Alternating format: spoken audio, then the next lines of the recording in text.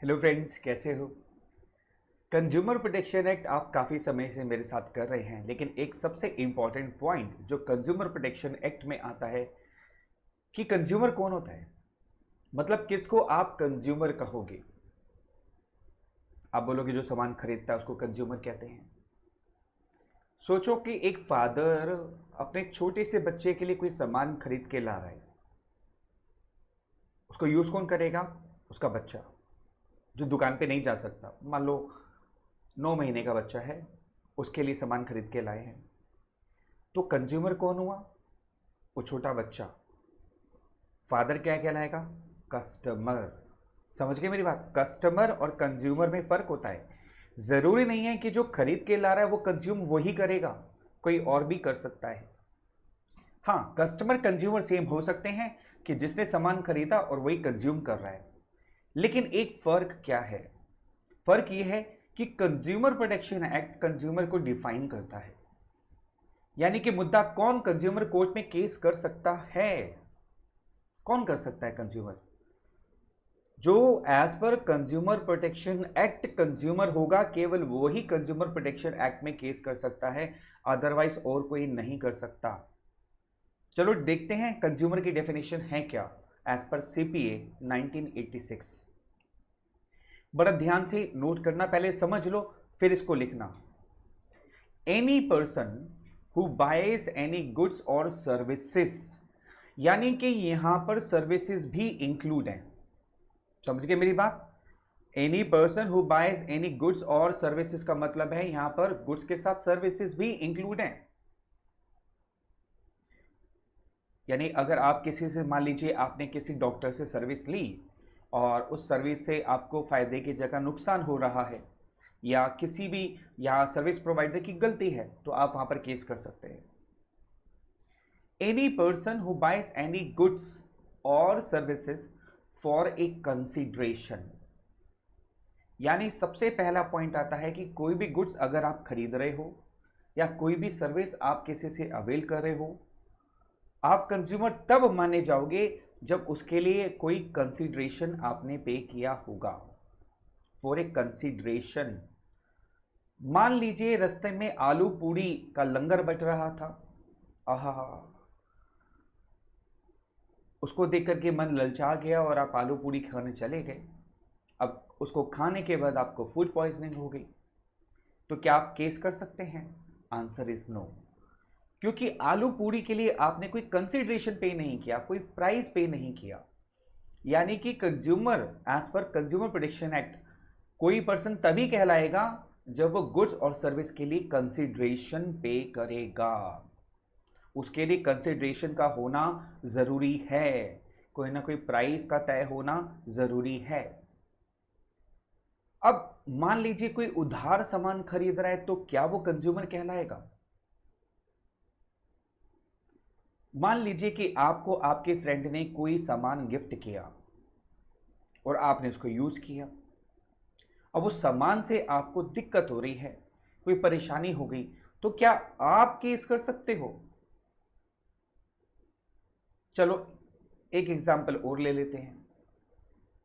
मान लीजिए आपके घर के पास से, सड़क से कोई व्हीकल जा रहा था जिसमें सामान लोडेड था।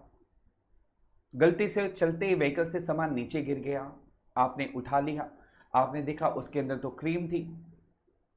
आपने बहुत कोशिश की उस व्हीकल वाले को रोकने के लिए ताकि आप वापस कर सको, लेकिन वो बहुत तेजी से रफ्तार से जा रहा था और वो निकल गया। अब वो क्रीम आपके पास आ गई। आपने कहा भाई आपने तो पूरी ईमानदारी बरती थी।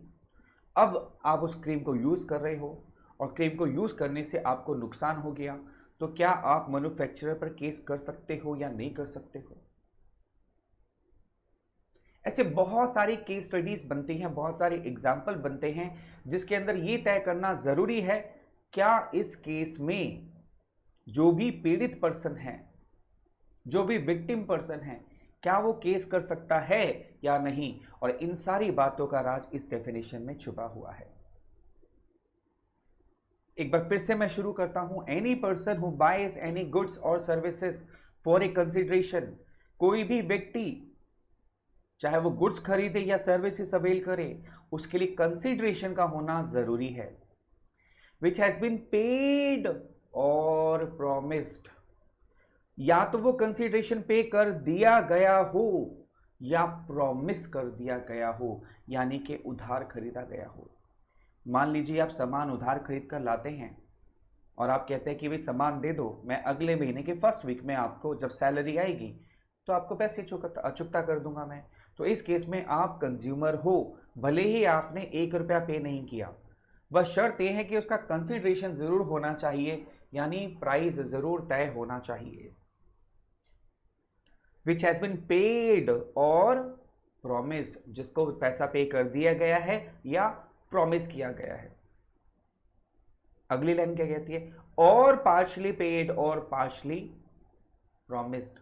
ऐसा भी हो सकता है कि आपने आधे पैसे दे दिए और बाकी कहा कि मैं बाद में दे दूंगा, तो भी आप क्या कहलाओगे?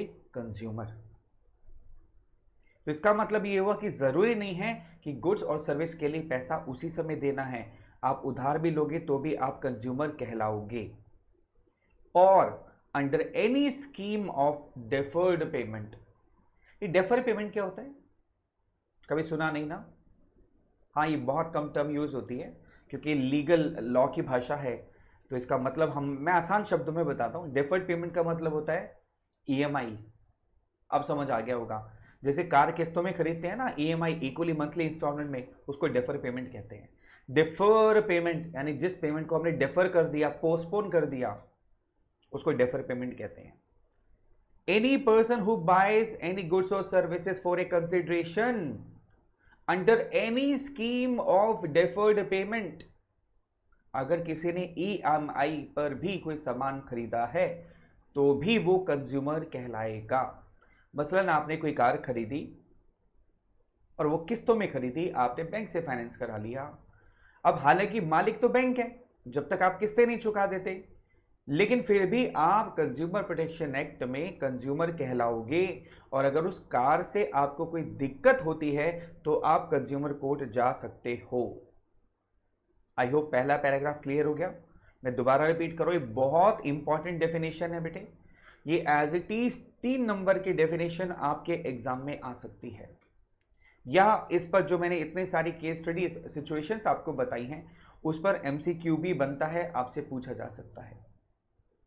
Any person who buys any goods और services for a consideration which has been paid or promised or partially paid or partially promised or under any scheme of deferred payment is called consumer।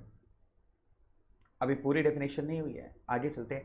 It includes का मतलब है कि जो definition ऊपर दे रखी है वो तो है, उसके अलावा हम किसी और को भी कंज्यूमर मान लेंगे। किसको?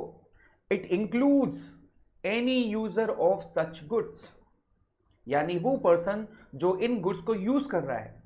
When such use is made with the approval of the buyer, यानी जिस पर्सन ने खरीदा है उसके अप्रूवल से अगर कोई भी पर्सन उसको यूज कर रहा है तो वो कंज्यूमर कहलाएगा। यानी कि अगर आपके फ्रेंड ने प्रॉपर सामान खरीदा विद बिल और उसने आपको गिफ्ट किया और आपको कोई प्रॉब्लम हो गई तो आप भी कंज्यूमर कहलाओगे, भले ही आपने परचेज नहीं किया। देखो कह रहा ना, it includes any user, user मतलब आप, of such goods when such use is made with the approval of the buyer. Buyer ने आपको गिफ्ट किया तो यानी उसकी अप्रूवल है कि आप उसको यूज कर सकते हो। अब घर में बड़े लोग जो होते हैं वो सामान खरीद के लाते हैं, मान लो फादर ने सामान खरीदा और घर में सब लोग कंज्यूम कर रहे हैं तो उनकी अप्रूवल है ना, तो बाकी सारे लोग भी कंज्यूमर के डेफिनेशन में आ जाएंगे। इसलिए ये जरूरी नहीं है कि कंज्यूमर होने के लिए डायरेक्टली आप बायर होने चाहिए, ऐसा नहीं है। बात समझ आ गई? It includes any user of such goods when such use is made with the approval of the buyer. आपको याद होगा अभी मैंने केस स्टडी डिस्कस की थी आपसे कि रास्ते में एक व्हीकल जा रहा था, सामान गिर गया, आपने उठा लिया, रोकने की बड़ी कोशिश की लेकिन नहीं रुका। इस केस में अप्रूवल नहीं है आपके पास में, इसका मतलब आप कंज्यूमर नहीं हो। समझ गए मेरी बात? मान लो किसी पर्सन ने सामान चोरी किया और वो गिफ्ट कर दिया अपने फ्रेंड को यूज़ करने के लिए, और उसके फ्रेंड को उस सामान से कोई दिक्कत हो गई, तो वो केस नहीं कर सकता, क्योंकि यहाँ पर भी क्या है, अप्रूवल नहीं है। अप्रूवल ऑफ द बायर है, लेकिन यहाँ पर कंसिडरेशन नहीं है।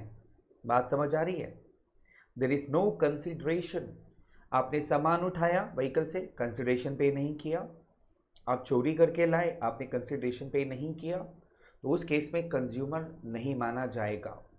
मान लो एक चोर कहे जी मैंने सामान चोरी किया है, मैं कबूल करता हूं कि मैंने चोरी किया है, मुझे सजा दे दी जाए, लेकिन कंपनी को भी सजा दी जाए, उसका सामान खराब था, तो भी केस नहीं हो सकता, क्योंकि as per consumer protection act वो कंज्यूमर की डेफिनेशन में ही नहीं आएगा। और जब तक कोई पर्सन कंज्यूमर की डेफिनेशन में नहीं आता, तब तक वो कंज्यूमर प्रोटेक्शन एक्ट में केस नहीं कर सकता। समझ गए बात मेरी? अब ये कह रहा है बट डस नॉट इंक्लूड, यानी कि किसको हम कंज्यूमर नहीं मानेंगे? A person who obtains goods for resale. मान लीजिए कोई दुकानदार है, इलेक्ट्रॉनिक शॉप है, वो प्रेस होती है ना, जैसे कपड़े प्रेस करते हैं, वो 4-5 प्रेस खरीद के लाए बेचने के लिए। कंज्यूमर आया, बोलता है जी आप मेरे को चेक करके दिखाओ प्रेस। उन्होंने प्लग लगाया और एकदम स्पार्किंग हो गई, उसमें नई प्रेस थी, इसमें स्पार्किंग हो गई, तो क्या दुकानदार केस कर सकता है? आंसर इज नो, क्योंकि वो कंजम्पशन के लिए नहीं लाया। बेटे ध्यान से समझो, उसका खरीदने का पर्पस कंजम्पशन नहीं था, रीसेल था।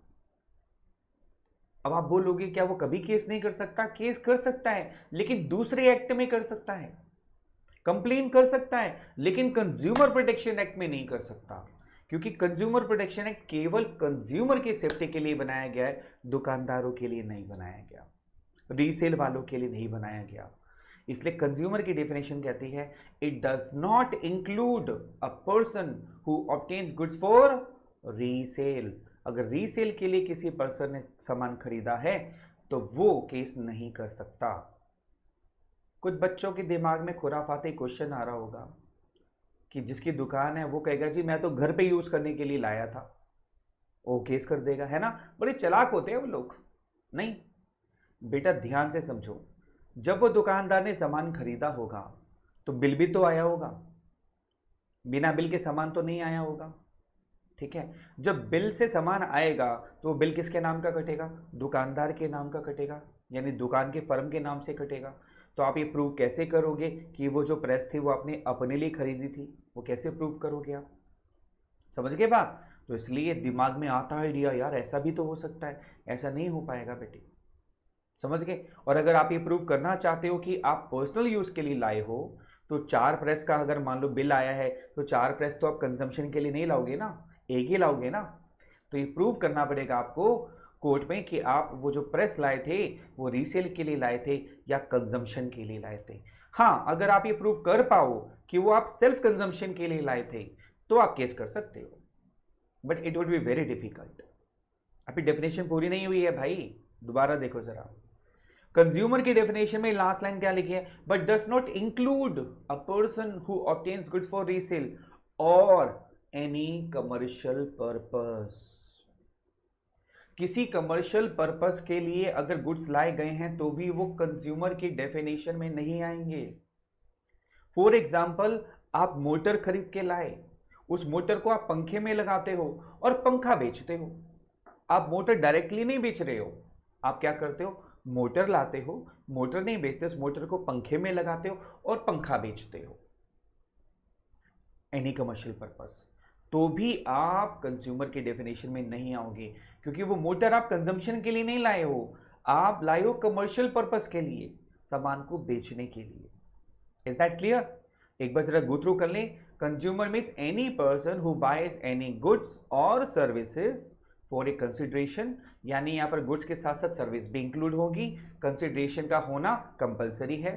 विच हैज बीन पेड और प्रोमिस्ड, जो पे कर दिया गया है या प्रॉमिस किया गया है कि पे कर दिया जाएगा, और पार्शली पेड और पार्शली प्रॉमिस, या तो आपने उसके लिए आधा पैसा दे दिया और बाकी पैसा उधार कर लिया, तो भी वो कंसिडरेशन माना जाएगा।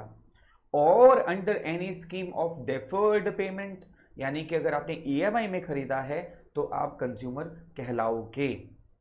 ठीक है। It includes any user of such goods, यानी जो यूज कर रहा है वो भी कंज्यूमर की डेफिनेशन में आ जाएगा, बशर्ते उस गुड्स का आपके पास में अप्रूवल होना चाहिए, यानी जिसने खरीदा है वो आपको अप्रूव करे कि आप उसको यूज कर सकते हो, जस्ट लाइक गिफ्ट में जैसे होता है। But does not include a person who obtains goods for resale. अगर आप रीसेल के लिए सामान लाए हो तो आप कंज्यूमर की डेफिनेशन में नहीं आओगे। और एनी कमर्शियल पर्पस, और अगर आप कमर्शियल पर्पस के लिए लेकर आए हो तो भी आप कंज्यूमर की डेफिनेशन में नहीं आओगे। कमर्शियल पर्पस जो हमने मोटर का एग्जांपल लिया अभी, ठीक है, पंखे में लगा के बेच रहे हैं हम लोग। I hope definition is clear. इस डेफिनेशन को नोट कर लो, एज इट इज आपको उसको रट्टा मारना पड़ेगा बेटे। मैंने अभी तक कभी नहीं कहा आपको रट्टा मारो, उसका कारण है ये definition as per consumer protection act है, लॉ की लैंग्वेज है, आप इसको मॉडिफाई नहीं कर सकते। और अगर आप मॉडिफाई करने की कोशिश करोगे तो उसका मीनिंग गलत निकलेगा और आपकी डेफिनेशन गलत हो सकती है। और ये 3 नंबर की डेफिनेशन भी आ सकती है, आपको ये पूरी डेफिनेशन एज इट इज याद करनी होगी। तो ये थी डेफिनेशन कंज्यूमर की as per consumer protection act. और केस तभी किया जा सकता है कंज्यूमर प्रोटेक्शन एक्ट में जब कोई पर्सन कंज्यूमर होगा as per CPA, consumer protection act. ठीक है, टेक केयर।